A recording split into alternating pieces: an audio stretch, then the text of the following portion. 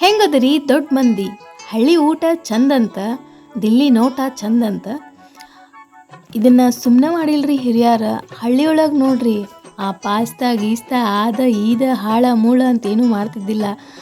ವಿರುದ್ರಾಗನ ಚಂದಾಗಿ ಮಾಡಿ ವೆರೈಟಿ ಮಾಡ್ಕೊಂಡು ತಿಂತಿದ್ರು.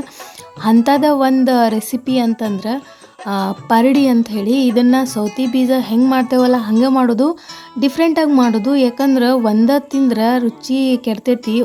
ಅದನ್ನ ಬೇರೆ ಬೇರೆ ಟೈಪ್ ಮಾಡ್ಕೊಂಡು ತಿಂದ್ರೆ ವೆರೈಟಿನೂ ಅನ್ನಿಸ್ತೈತಿ, ಬ್ಯಾಸರನೂ ಆಗಂಗಿಲ್ಲ ಅಂಥೇಳಿ ಈ ಥರ ಮಾಡ್ತಾಯಿದ್ರೆ.